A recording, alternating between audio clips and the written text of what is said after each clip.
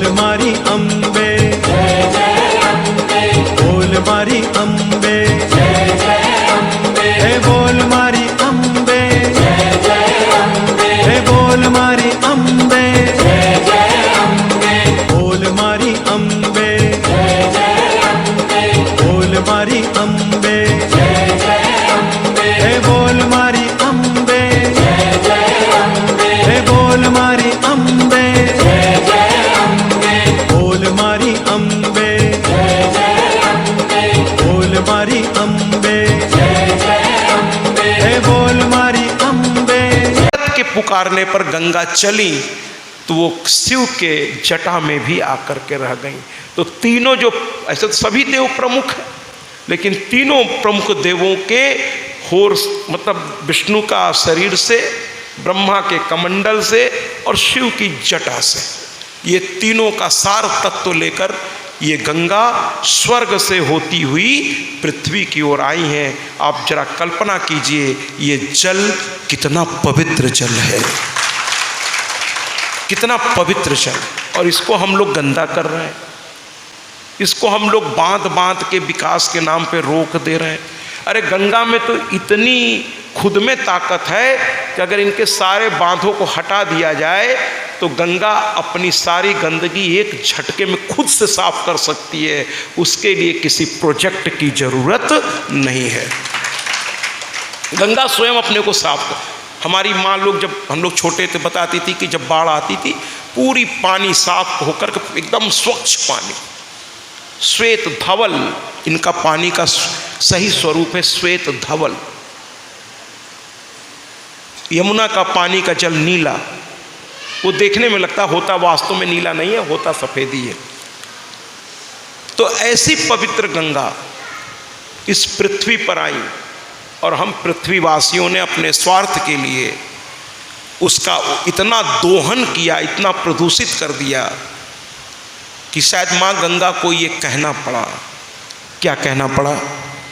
माँ गंगा कह पड़ी लोगों से, हमसे, आपसे, सबसे, उसके इस दर्द को समझिए इस गीत के माध्यम से।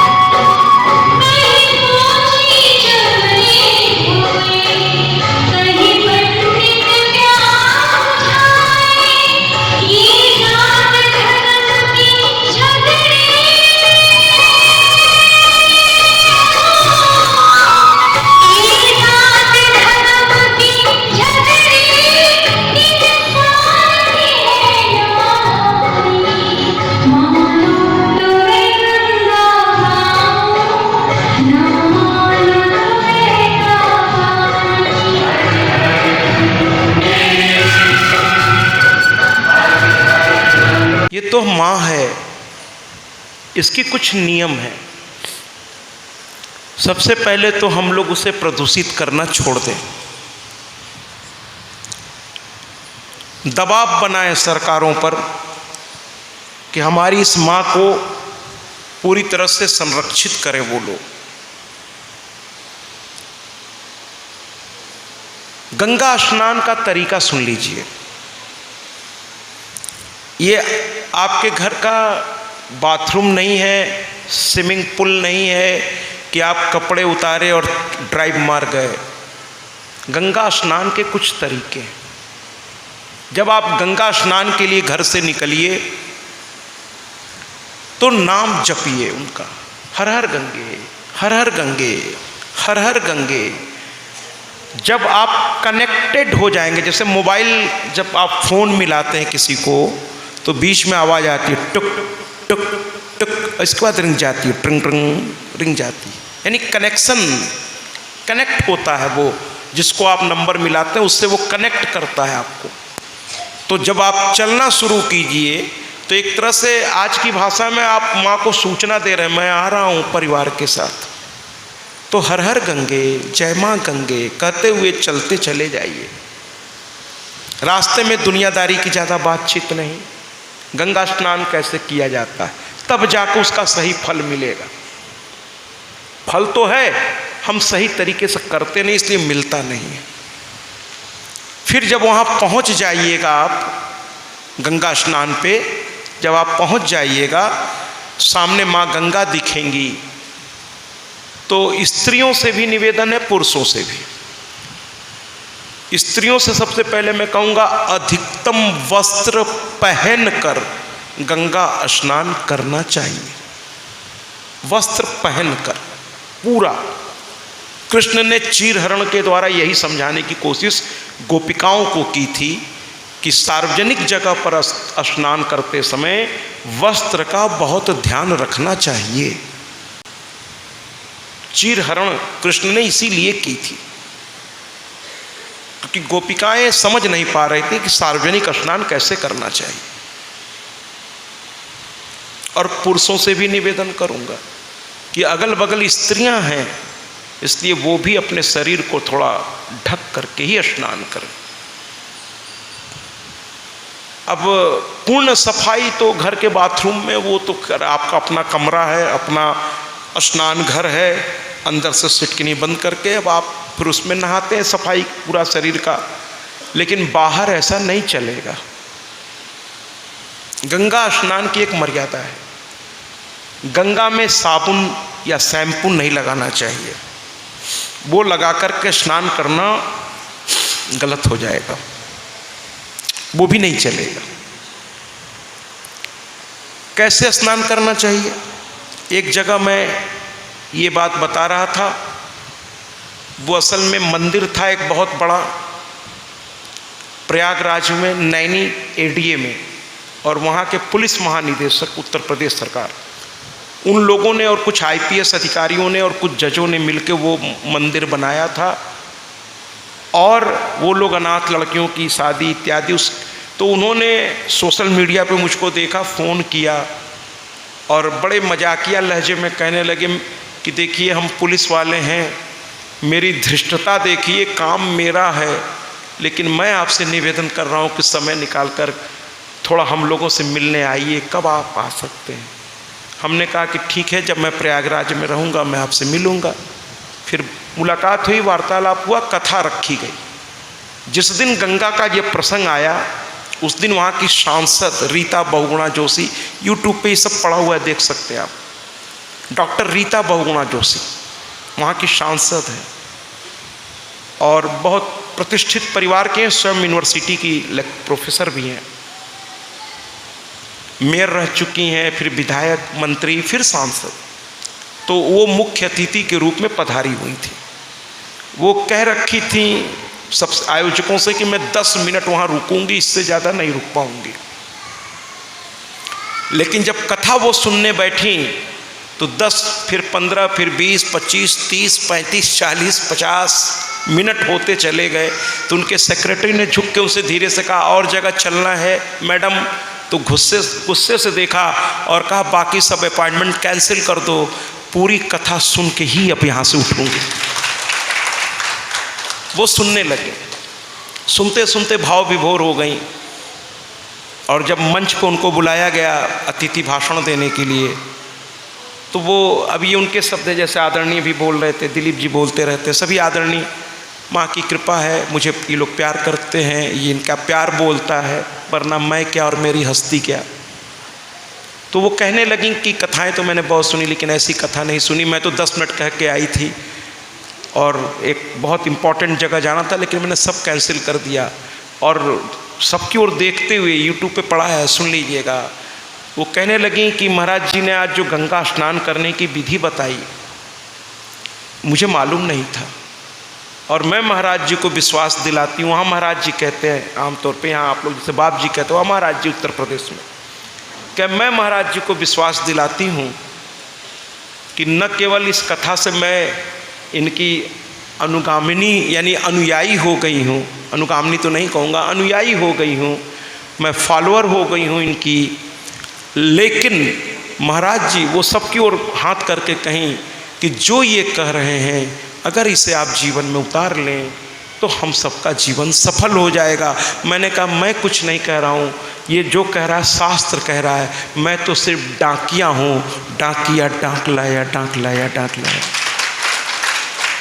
मैं क्या और मेरी हस्ती क्या। बहुत खुश हुई।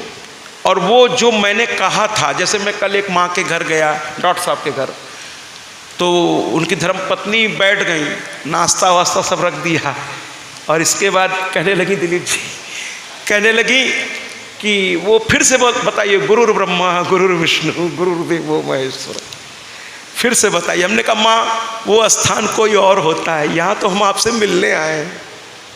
कि नहीं, फिर से बताइए। और उनके प्यार भरी जिद को मैं ठुकरा नहीं सका, और फिर वहीं सत्संग हो गया आधा पौन घंटा। इसके बाद सत्संग में ऐसा हम लोग डूब गए कि मुझे उनको याद दिलाना पड़ा, माँ भूख लगी कुछ ले आओ। ले आया वो ला के बहुत कुछ रखी, ऐसा नहीं है, बहुत कुछ बना रखा था उन्होंने, लेकिन वो बातों के आनंद में इतना हम लोग डूब गए। वहाँ बहुत सारे लोग थे, यहीं के बीच के कुछ लोग थे वहाँ, तो उस आनंद में इतना डूब गए हम लोग, अंत में मुझे कहना पड़ा कि माँ कुछ। और प्रहलाद जी हमसे रास्ते में कह रहे हैं, बापू खाना खाते समय खाना ही खाना चाहिए। हमने कहा खाना खाएं तब ना जब आए सामने, रसोई में घुस के खाएं क्या? अब रसोई में घुस जाए तो बहुत प्यारे लोग हैं। फिर तो डॉक्टर साहब ने बहुत खिलाया, बल्कि उनका एक लड़का डॉक्टर है, तो वो कहने लगा खड़े होकर के, मेरे बच्चे से दबा के खाओ, हैं यहाँ तो ये भी चिंता नहीं करनी है कि अगर कुछ होगा तो क्या होगा, डॉक्टर सामने ही है, कोई प्रॉब्लम नहीं, दबा के खाओ, यहाँ तो डॉक्टर सामने ही है। कुल मिलाकर के हम लोग जो है कथा की ओर चले, तो माँ गंगा की स्नान की विधि, स्नान कैसे करना चाहिए, पुरुषों से मैं बात करूँगा, स्त्रियों से भी करूँगा। अगर आपने चुटिया रखी है, चोटी जिसको बोलते हैं, उसको गांठ, माताएं भी खुला बाल करके स्नान नहीं करना चाहिए गंगा में, बाल को बांध लीजिए। और अगर आपने चुटिया रखी है तो उसको भी बांध लीजिए। यज्ञोपवीत को भी विधिवत गर्दन में इधर से ले जाकर, पुरुषों की मैं बात कर रहा हूँ, थोड़ा सा ऐसे कर लीजिए, आगे की ओर लटकाकर गर्दन में लपेट लीजिए। फिर माँ को प्रणाम कीजिए, अभी जल में प्रवेश मत करिए, माँ को प्रणाम कीजिए। और माँ की अगर कोई स्तुति आती है तो अच्छी बात है, नहीं आती है तो माँ को प्रणाम करके मन ही मन माँ से कहिए, हे माँ, आज तेरा ये बालक तेरी गोद में एक डुबकी लगाना चाहता है, इजाज़त है क्या माँ? जब आप इस पद्धति से प्रवेश करेंगे तो आप वास्तव में आपको कहीं भी गंगा जल ही मिलेगा। बस आप पहले गंगा जल को आवाहन तो करिए, माँ से कहिए, माँ अब बुलाई हो तो अपने गोद में एक विश्रांत भी मुझे थोड़ा दो, और इसके बाद क्षमा मांगिए कान पकड़ के, क्योंकि नहाते समय या किसी समय कुछ हो जाए तो आप माँ हो, क्षमा करना। इसके बाद दाहिना पैर बढ़ाइए, फिर बायां पैर जल में, दायां पैर पहले, लेकिन उससे पहले जल को ऐसे लीजिए पैर डालने से पहले और हल्का सा सर पे डालिए। साइंस, इसके साइंटिफिक कारण है, क्योंकि अगर सीधे पैर जल में डाल देंगे, हमारे पूर्वज कितने समझदार थे कि अगर सीधे पैर जल में डाल देंगे तो पैर की गर्मी सीधे सर पकड़ेगी और आप मानसिक रोगी हो जाएंगे। इसलिए स्नान के समय पहले सर पे जल डाला जाता है, फिर पैर पे डाला जाता है। ध्यान रखिएगा, बाथरूम में भी पहले सर में गर्मी होती, और हम लोग क्या करते हैं, पहले पैर रगड़ रगड़ के धोते, और नतीजा क्या होता है, यहाँ की गर्मी यहाँ चढ़ जाती। पहले सर पे पानी, फिर पैर पे, फिर पूरे से, फिर रगड़ रगड़ के नहाइए। घर की बात कर रहा हूँ, वहाँ की बात नहीं कर रहा हूँ। घर पे रगड़ रगड़ के नहाइए, लेकिन वहाँ पर पहले उठाकर जल हर हर गंगे अपने ऊपर डालिए, नेत्रों से छुआइए, कान से, नाक से, गले से, सीने से, और ऐसे करके प्रणाम करके फिर दाहिना पैर आगे, फिर बायां पैर आगे, फिर दाहिना, फिर बायां, धीरे धीरे जल में वहाँ तक जाइए जहाँ तक आप चाहते हैं, अपनी सुविधा अनुसार, अपने चीज़ों की रक्षा करते हुए। और फिर पहली डुबकी माता पिता के नाम पर, नाक ऐसे करके, कानों को ऐसे करके, ऐसे। ये नहीं है कि वो कोई स्विमिंग पूल नहीं है कि अब आप वहाँ खेलने लगे, कूदने लगे, ड्राइव मारने लगे। ये सब नहीं करना चाहिए, क्योंकि अगर आप ड्राइव मारेंगे जोर से तो छींटे उड़ के बगल वाले के शरीर पे जाएगा। इसका ध्यान रखना होगा। पहली डुबकी शांति से, इसको मौसल स्नान कहते हैं, मौसल। ये शास्त्र तरीका बताता है गंगा स्नान का, यानी बिना हाथ पैर बहुत ज़्यादा पटके, शांति के साथ एक डुबकी माता पिता के नाम। अगर माँ पिता गए हैं तब तो कोई बात ही नहीं है, अगर नहीं पहुँच सकें या इस संसार में नहीं है तो पहली डुबकी उनके नाम, दूसरी डुबकी इष्ट के नाम, तीसरी डुबकी अपने पूर्वजों के नाम, चौथी डुबकी अपने गुरु के नाम, और पांचवी डुबकी अपने और अपने परिवार के सुख शांति और समृद्धि के नाम। बस इतना ही गंगा स्नान है। ये नहीं है कि रगड़ रगड़ के खूब पूरे ज़िंदगी भर का मैल वहीं छोड़ाएंगे, ऐसा सोच के मत जाइएगा। उसके लिए घर है, घर है, साबुन नहीं लगाना है, क्षारीय वस्तुआं नहीं, कपड़े वहाँ कचार के, यहाँ इसको क्या कहते हैं, धोना, उसको निचोड़ भी उसी में मत दीजिएगा। बहुत लोग बड़े अच्छे होते हैं, सब निचोड़ उचोड़ को वहीं साफ कर लेते हैं। वो सब नहीं करना है गंगा में। निचोड़ने के लिए बाहर बालू में वहाँ निचोड़ लीजिए, धुल लीजिए, निचोड़ वहाँ लीजिए, और विधिवत वस्त्र पहन के प्रणाम करके बाहर निकलिए, वस्त्र पहनिए, और वहाँ जो पंडित जी हों उनसे चंदन लगवाइए, थोड़ा सा माँ की पुष्प लेके पूजा करिए, अगल बगल अगर दूध घर से ले गए थोड़ा दूध चढ़ा दीजिए, थोड़ा पुष्प चढ़ा दीजिए, थोड़ा चंदन छिड़क दीजिए, थोड़ा रोली छिड़क दीजिए, थोड़ा अक्षत छिड़क दीजिए, थोड़ा पुष्प, माँ की आरती उतार लीजिए। देखिए ये स्नान जो है ये पूर्ण रूप से फलीभूत होगा। ये गंगा स्नान के तरीके हैं, और गंगा स्नान से सारे पाप धुल जाते हैं। ये पक्की एकदम सही बात है। लेकिन वो पाप कब धुलते हैं? जब आप बाहर निकल के नया पाप नहीं करते। जब गंगा स्नान से पहले एक स्नान, मैं आपसे कहता हूँ कि एक स्नान और करना चाहिए आप गंगा स्नान से पहले, तब जाके गंगा स्नान का मतलब है, और वो है अपने पछतावे के आंसू का स्नान। जब तक आप अपने किए पर पछताएंगे नहीं, कहाँ आपसे चूक हुई है, माता पिता के प्रति, इष्ट के प्रति, संतों के प्रति, शास्त्र के प्रति, गुरु के प्रति, अगर आपसे चूक हुई है महाराज तो उसकी सजा भी मिलेगी आपको। तो पहले पछताइए, इसके पहले कि सजा शुरू हो जाए। पछताइए, अपनी गलतियों पर पछताना सीखिए और ये कहना सीखिए अपने आप से, दोबारा नहीं करेंगे, दोबारा नहीं करेंगे। जब आप मन से पछताते हुए जितना, देखिए दूसरों के ऊपर उंगली उठाने से अच्छा है, हम भूल जाते हैं किसी भी चीज़ का दोष हम दूसरों को देते हैं, अरे ये इन्होंने ऐसा किया, लेकिन वो भूल जाते हैं कि प्रकृति क्या कहती है। जैसे आप एक उंगली दूसरे की ओर करते हैं, ध्यान से देखिए, ये 3 उंगली आपकी तरफ है, ध्यान से देखिएगा। यानी एक उंगली से दूसरे को करें, लेकिन 3 उंगली करिए, पहले अपने आप को तो देख लो। बुरा जो देखन मैं चला, मुझसे बुरा न कोई, है ना। अपनी गलती सुधारिए। दूसरों का, अगर आप शिक्षक हैं, धर्म गुरु हैं, तब तो आपको हक है, माता पिता के रूप में हक है, लेकिन अगर अगला सुनता हो तो सुनाइए, नहीं सुनता हो तो क्या फायदा। अपने को सुधारिए। उस पर मैं ये नहीं कहता कि समाज को नहीं सुधारना चाहिए, वो तो हम लोग भी रात दिन लगे हुए हैं, लेकिन समझाना उसे चाहिए जो उस चीज को समझे। और समझेगा कब? जब वो पूरी श्रद्धा और विश्वास के साथ उस चीज को सुनेगा। जो ब्लैक बोर्ड साफ है उस पर ही कुछ लिखा जा सकता है, जिसमें पहले से बहुत ज्यादा लिखा हुआ, उस पर क्या लिखिएगा।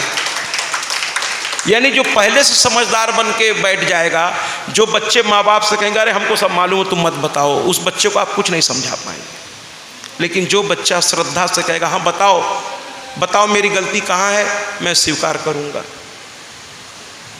तो कृपा करके इन बातों का गंगा स्नान में ध्यान रखिए। पाप जल के भस्म हो जाएंगे, लेकिन उसका लाभ तब मिलेगा जब नए पाप आप न कर रहे हों, तब उसका लाभ आपको प्राप्त होगा। नए पाप नहीं करना है और पुराने पापों को जला करके भस्म कर देना है, तभी गंगा स्नान का लाभ मिलेगा, तभी गंगा स्नान का लाभ। गंगा स्नान बहुत प्रभावकारी है। माँ गंगा के चरणों में जाना अपने आप में बहुत ही आनंददायक है, मंगलमय है। तो मैं माँ गंगा को प्रणाम करता हूँ और कथा को अब आगे बढ़ाता हूँ। आइए ब्रह्मा के दरबार में चलें। आज यहाँ देवता खड़े हैं ब्रह्मा के दरबार में और बड़े चिंतित हैं। एक आदरणीय मेरी ओर आ रहे हैं, हम सब उनके सम्मान में तालियां बजा करके स्वागत करें।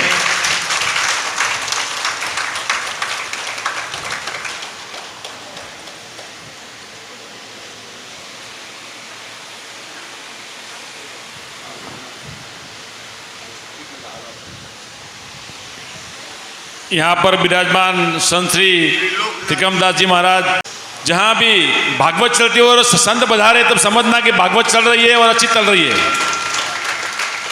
मंगलमय घड़ी आई है, कोई जाने न जाने, मंगलमय घड़ी आई है, कोई जाने न जाने, शुभ सत्संगति सुलभ भई जब, तब से ही परम निधि पाई है, कोई जाने न जाने। संत श्री त्रिकमदास जी महाराज ने विनंती करूं कि आओ आप आसन पर विराजो। नटू भाई धन्यवाद। आप एमनी साथे जे मेहमान आया है बधानो यहाँ कथा में स्वागत। बहुत सुंदर विचार, आपके श्री चरणों में मेरा प्रणाम। वापस कथा की ओर चलते हैं। ब्रह्मा की सभा लगी हुई है और आज ब्रह्मा के चारों ओर देवता तो हमेशा खड़े रहा करते थे, लेकिन आज कुछ चिंतित हैं वो। ब्रह्मा जी को समझ में नहीं आ रहा है कि आज देव चेहरों पर ये चिंता की लकीरें क्यों? ब्रह्मा जी को रहा नहीं गया, उन्होंने पूछना प्रारंभ किया कि हे देवपुत्रों, हे देवताओं, मेरे विष्णु और शिव के रहते तुम्हें चिंता किस बात की? तुम स्वयं भी सक्षम हो, तुम में स्वयं में शक्ति है, फिर तुम चिंतित क्यों हो? तो देवता कहने लगे कि जब आपने सृष्टि की प्रारंभिक रचना प्रारंभ की तो सबको उसका भोग, उसका भोजन आपने निर्धारित किया, हमारा भी किया। यज्ञ देव आए, उनके प्रकट होने के बाद मंत्रों के उच्चारण के साथ आहुतियां पड़ने लगी, लेकिन वो आहुति मुझ तक भोग के रूप में हम तक पहुंच नहीं रही है। ब्रह्मा जी को आश्चर्य हुआ, कहने लगे ऐसा कैसे संभव है? ऐसा कैसे संभव है? सारा कुछ मेरे बनाए पद्धति के अनुसार ही हो रहा है कि नहीं? देवताओं ने कहा बिल्कुल हो रहा है। मंत्रों का सही उच्चारण हो रहा है कि नहीं? कहें बिल्कुल हो रहा है। उनके छंदों का ध्यान रखा जा रहा है कि नहीं? बिल्कुल हो रहा है। उनको विधि विधान से किया जा रहा है कि नहीं? कहे बिल्कुल हो रहा है। अब ब्रह्मा जी ने कहा जब सब कुछ उस विधान से हो रहा है जिस विधान की मैंने रचना की है, तो देव भाग देवताओं तक पहुंच क्यों नहीं रहा है? ब्रह्मा जी को ये चिंता खाने लगी। अब वो भी चिंतित दिखने लगे। पूरी प्रक्रिया पर वो नजर डाल रहे हैं बार बार कि कहाँ चूक हो रही है, जिससे देवता कह रहे हैं कि मेरा भाग मुझ तक पहुंच नहीं रहा है, इससे हम कमजोर होते जा रहे हैं दिन पर दिन। ये सृष्टि की प्रारंभिक अवस्था की बात मैं कर रहा हूं, शुरुआती एकदम। तो ब्रह्मा जी ने बड़ा चिंतन किया, अंत में उनको कुछ समझ में नहीं आया और उन्होंने अब एक ही तरीका, उनको पूरी प्रोसीजर को बार बार उन्होंने क्रॉस चेकिंग की, बार बार उन्होंने देखा, लेकिन कहीं चूक की गुंजाइश भी दिखाई नहीं दी। अब ब्रह्मा जी से रहा नहीं गया। उनको लगा कि अगर इनको भोजन ही प्राप्त नहीं होगा, इनका भाग ही प्राप्त नहीं होगा, तो फिर तो स्थिति बड़ी विकट हो जाएगी और शायद मां शोक दुख निवारणी। तब ब्रह्मा जी को कुछ भी समझ में नहीं आया, तो वो हाथ जोड़ के जगदम्बा के चरणों में बैठ गए। कहने लगे हे मां, अब तू ही बता, क्योंकि जितना हो सकता था, जैसे हो सकता था, जितना तूने मुझे विवेक दिया है, उसका प्रयोग करके मैंने सारी रचना की है, फिर भी देव भाग देवताओं तक नहीं पहुंच रहा है। हे मां, मुझे मेरी गलती बता। संत के पास जाइए, भगवंत के पास जाइए, किसी ज्ञानी के पास जाइए, उससे भौतिकवादी चर्चा मत करिए कि मेरा पुत्र नहीं है तो मेरा वो समय बर्बाद करना है, क्योंकि संतों को इस सब चीज़ों से कोई लेना देना होता ही नहीं है। उनसे चर्चा करनी हो तो भगवंत चर्चा करिए। जैसे अभी आदरणीय ने कहा कि जीवन में हम सुधार कैसे लाएं, 9 दिन में हम भी यही बात आपसे कह रहे हैं कि कथा को सुनना और बात है, समझना और बात है, लेकिन उसे जब तक जीवन में नहीं उतारेंगे तब तक तो बस एक समय है, कट रहा है। लेकिन जिस दिन कथा का एक जीवन सूत्र भी आपने पकड़ लिया, ये कथा सार्थक हो गई, आपका आना सार्थक हो गया, और जब ये दोनों सार्थक हो गए तो आपका जीवन भी सार्थक हो गया। ब्रह्मा जी हाथ जोड़ करके मां के सामने क्या कहते हैं इस गीत के माध्यम से हम देखते हैं। क्या कहते हैं ब्रह्मा जी। नाशोक दुख निवारिणि हे सर्वमंगलकारिणि हे चंड मुंड विदारिणि तू शुभ निशुभ संहारिणि हे का स्वरूप है कण कण में तू ही समाई है तू ही छाव है तू ही धूप है हे चित्तपुर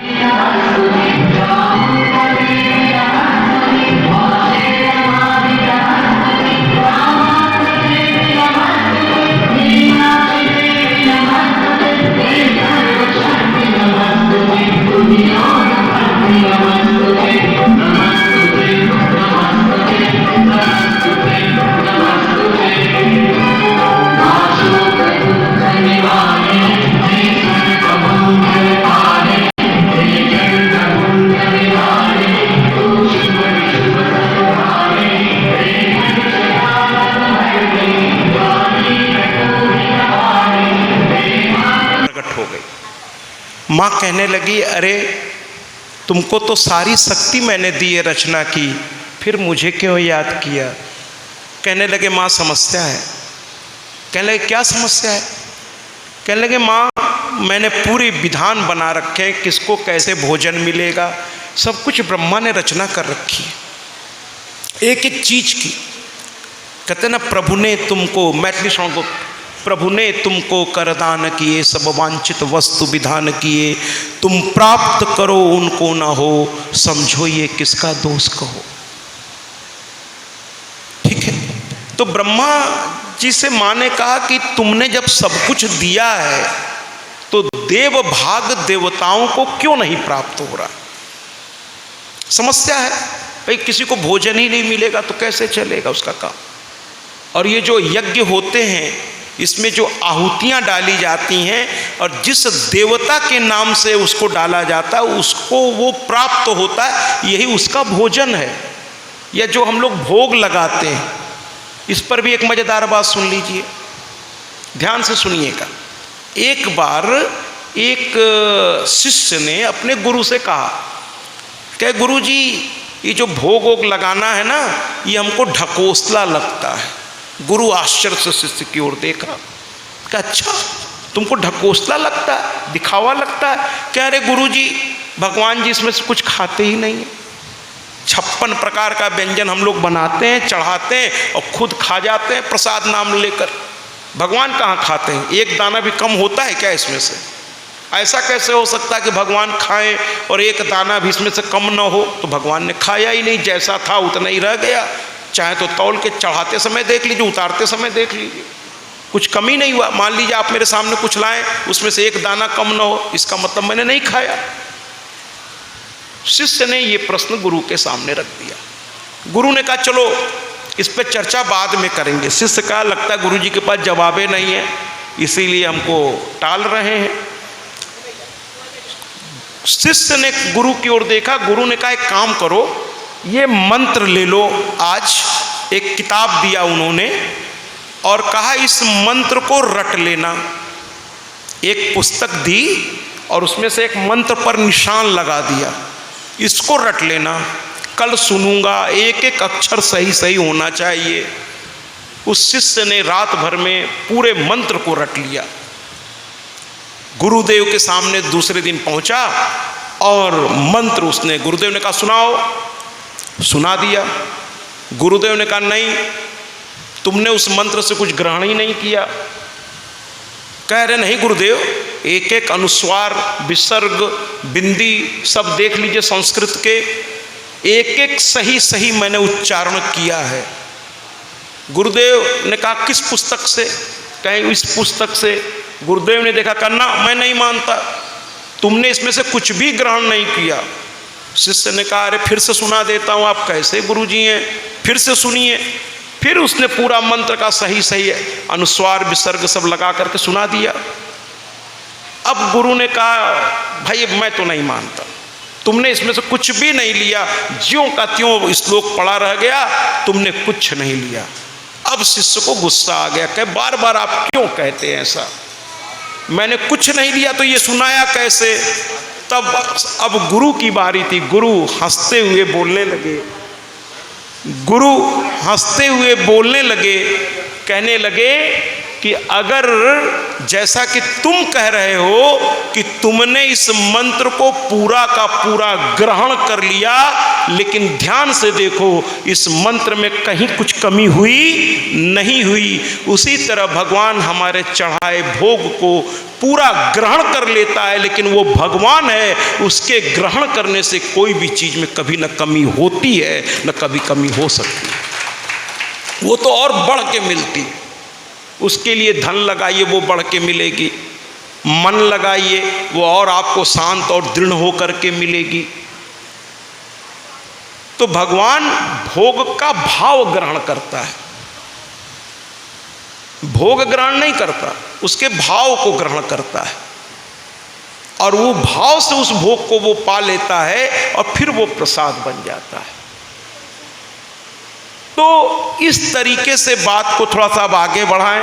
कथाएं देखिए, हमको बहुत क्या कहें, बीच बीच में चूंकि और कार्यक्रम भी हो जाते हैं तो अब मेरी मजबूरी है। मैं तो चाह रहा था मैं और आपको अधिक से अधिक, क्योंकि 18,000 श्लोक हैं इसमें, 318 अध्याय है, 12 स्कंध है। 9 दिन में हम लोग इसे पूरा करते हैं, लेकिन वो तब संभव होता है जब 2.5 से 3 घंटे निरंतर हमें, लेकिन कुछ व्यवस्थाओं की मजबूरियां होती हैं।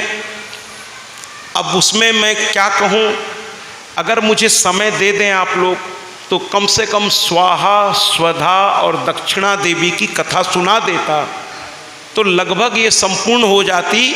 बाकी फिर कभी मौका मिलेगा, ये संसार रहा, हम रहे, आप रहे, तो फिर मुलाकात किसी न किसी मोड़ पर होगी।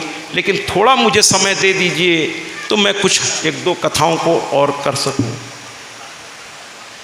चलिए थोड़ी सी मैं एक कथा और सुना देता हूं, बाकी अब जो आप कह रहे हैं वही। कल अच्छा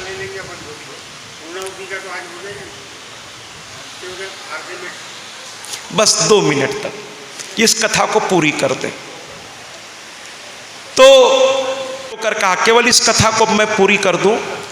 देवी ने प्रकट होकर के कहा कि तुमको सारी व्यवस्था मैंने दी थी, लेकिन उसके बावजूद तुमने मुझे याद किया, कोई बात नहीं, तुम फिर से, अब मैं सामने खड़ी हूं, जैसे माँ बाप कहते हैं ना बच्चों से कि अब मैं सामने खड़ा हूं, तुम फिर से इस सवाल को लगाओ, जहां होगा मैं बता दूंगा। पिता कहते हैं ना बच्चे से कि लगाओ, मैं खड़ा हूं, देख रहा हूं कहां गलती तुमसे हो रही है। अच्छे से तरीका यही है। माँ कही मैं खड़ी हूं, फिर से देखो पूरी प्रोसीजर को, पूरी प्रक्रिया को ध्यान से। ब्रह्मा जी देखना शुरू किए कहां कमी हो रही है।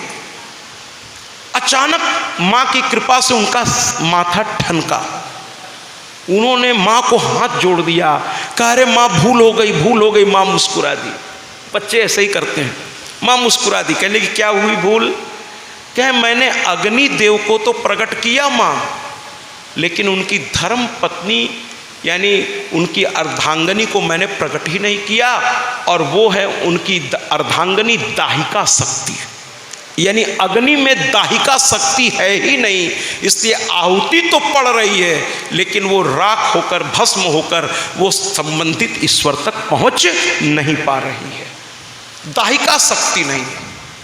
कथाएं बहुत प्यारी है देवी भागवत की। चलिए अभी कल के बारे में अब आदरणीय जैसा कहेंगे वैसा होगा। कल तक तो मैं हूँ ही यहाँ पर, कल हवन इत्यादि है, देखते हैं। और सभी आदरणीयों ने आपके सामने एक बहुत सुंदर संकल्प, देखिए ईश्वर की कब कृपा होती है दोबारा, तो मैं वादा करता हूँ कि अब तो ये सब लोग भी मुझे बहुत स्नेह देते हैं, पहले भी और अब मैं भी। तो अब अगली बार जब भी कभी इसकी संरचना माँ की कृपा से जहाँ भी होगी, जिस भी आदरणीय से वो विधिवत इस कथा के रस को समझ चुके हैं, वो विधिवत व्यवस्थाओं के साथ, और भी ये भी अब व्यवस्था अच्छी है, बहुत अच्छी है, लेकिन और भी जिससे मैं अधिक से अधिक कथा आप लोगों तक पहुंचा सकूं। एक बार तालियों से स्वागत करिए। और इस कथा को पूर्ण मैं कर देता हूं। दाहिका शक्ति प्रकट करने के लिए ब्रह्मा ने आवाहन किया, और आवाहन करते ही दाहिका शक्ति प्रकट हो गई और उसे अग्निदेव को समर्पित कर दिया। और साथ ही साथ माँ के सामने ही उन्होंने सारे ऋषियों को बुलाया, सारे देवताओं को बुलाया और कहा, आज के बाद जब भी तुम मंत्र पढ़ के आहुति छोड़ना, हवन में कल हवन होगा, तो जब भी आहुति छोड़ोगे, किसी मंत्र की आहुति तभी उस देवता तक उस द्रव्य को पहुंचाएगी जब उसमें स्वाहा लगाओगे। यानी दाहिका शक्ति स्वाहा देवी के नाम से जानी जाती हैं। बोलिए ना, स्वाहा देवी की, स्वाहा देवी की, स्वाहा देवी की। कल मंत्र में पंडित जी हमारे कर्मकांडी आचार्य बार बार कोई भी मंत्र पढ़ेंगे तो बाद में बोलेंगे, बिना ये बोले वो आहुति संबंधित देवता तक नहीं पहुंचेगी। और वो क्या बोलेंगे, कोई भी मंत्र ले लीजिए और उसके अंत में वो बोलेंगे स्वाहा स्वाहा स्वाहा। जब ये बोलकर आहुति छोड़ी जाएगी तो उस देवता तक पहुंचेगी। और अब चूंकि बार बार मेरे तरफ उधर से बात आ रही है कि समाप्त किया जाए, तो मैं समाप्त करूंगा, लेकिन मैं अपनी कथा में आज आपको बोलने कैसे बताऊं, कितना कैसे मेरी माँ का रूप अनंत है, उनके गुणगान अनंत है।